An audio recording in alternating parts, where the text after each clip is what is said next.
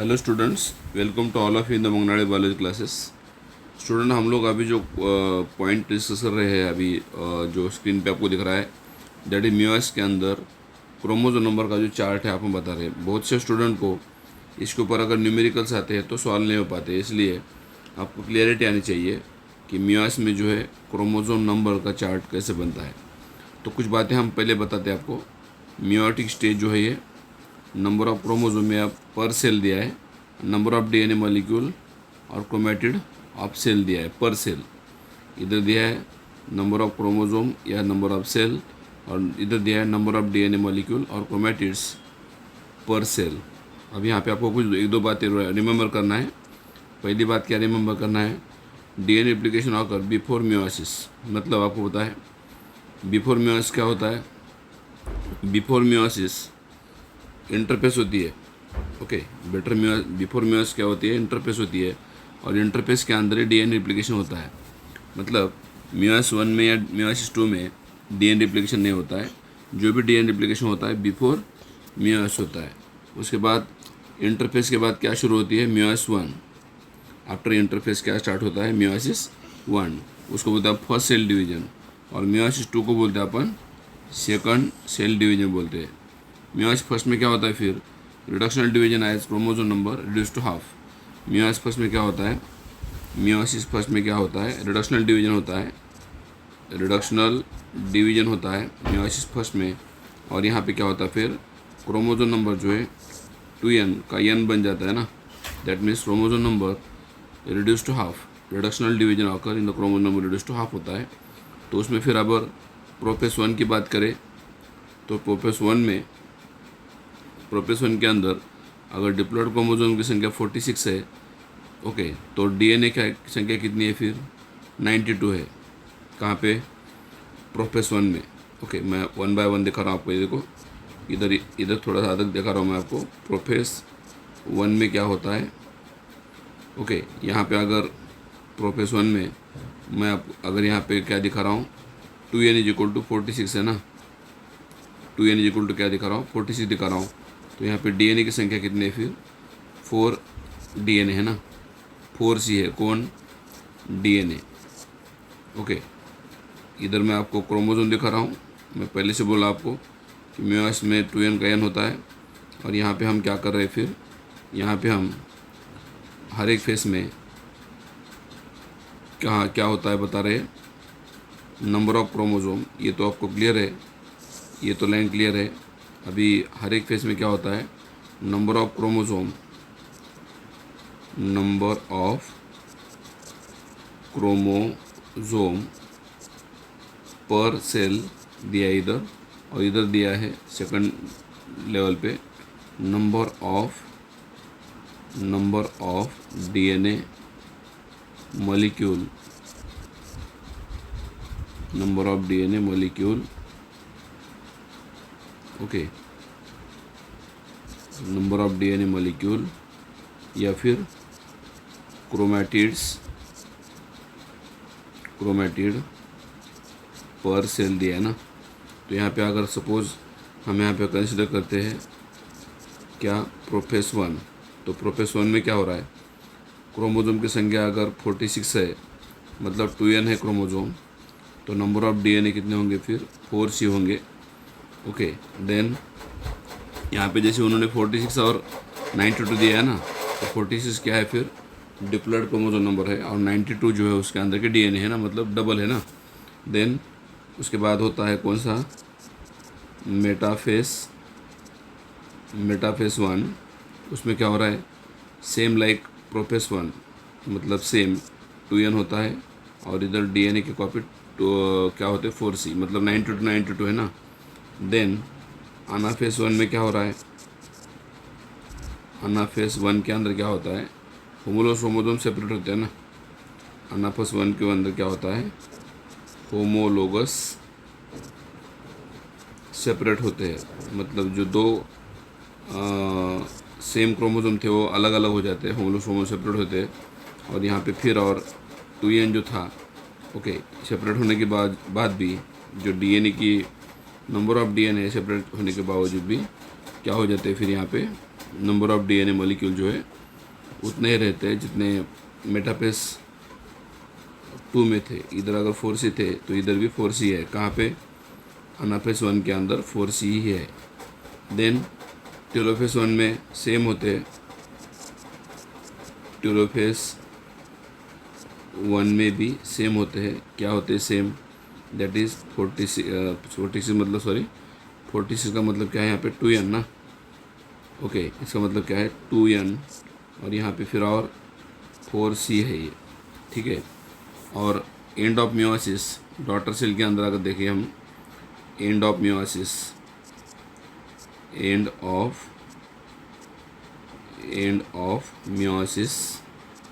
Meiosis की end में, okay, अगर हम डॉटर सेल के बारे में देखेंगे, तो डॉटर सेल के अंदर जो हैप्लॉइड क्रोमोसोम है n है, और जो डीएनए कॉपी है दैट इज़ 2C बन गए ना। कहाँ पे? मियोसिस 1 के एंड में, ऐसा हो गया है। देन मियोसिस 2 को क्या बोलते हैं अपन? सेकंड डिवीजन बोलते हैं, second cell division. Similar to mitosis होता है, इसको हम इक्वेशनल डिवीजन बोल सकते हैं, इक्वेशनल डिवीजन। और no change in the chromosome number in the mitosis. तो आपको पता है क्रोमोसोम की संख्या जो है बदलती नहीं है। कहाँ पे? मियोसिस 2 में, ठीक है। तो यहाँ पे हम क्या कर रहे हैं फिर? क्रोमोसोम को खाली अभी ब्रेक करते हैं। यहाँ पे नंबर ऑफ क्रोमोसोम जो है, क्रोमोसोम ब्रेक करते हैं हम लोग। तो यहाँ पे और हमें क्या कर रहे हैं यहाँ पे और मैं आपको मियोसिस 2 के फेज बता रहा हूँ। कौन सी फेज? प्रोफेज 2। कौन सी फेज है ये? Prophase 2। What happen in prophase 2? Okay, what happen in prophase 2? Prophase 2 के अंदर क्या होता है? प्रोफेज 2 में क्या होता है? ओके, ऑलरेडी मैंने बोला मियोसिस 1 में क्रोमोसोम नंबर हाफ हो चुके हैं ना। तो यहाँ पे प्रोफेज 2 में भी क्रोमोसोम जो है n रहते हैं, और डीएनए जो है that is again same 2C रहते ना, 2C रहते हैं। देन मेटाफेज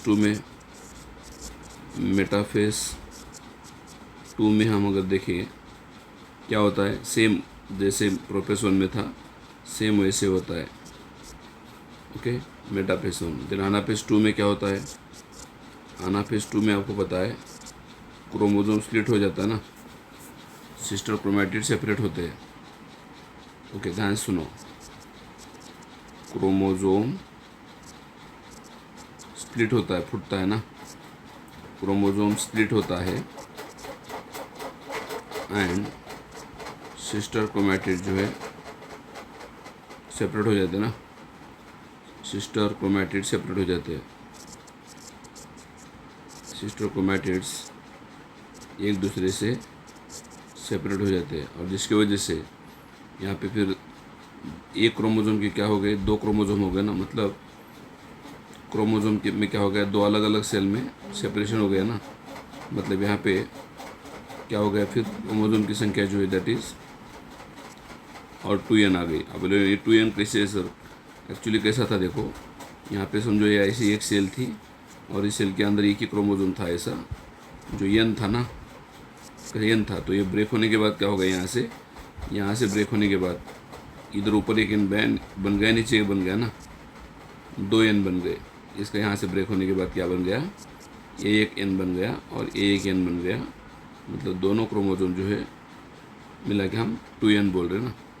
ओके, और डीएनए का कॉपी तो उतना ही रहेगा, कितना रहेगा? दैट इज़ 2C रहेगा, 2C रहेगा। देन उसके बाद टेलोफेज 2 में क्या होता है? What happen in telophase 2?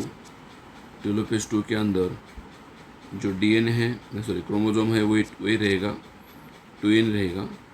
Okay, telophase 2 में, और जो डीएनए है वो भी 2C रहेगा, ठीक है। मतलब सेम लाइक अनाफेज 2 रहेगा। And the end of meiosis 2, ये पॉइंट इंपॉर्टेंट है अभी। क्या? End of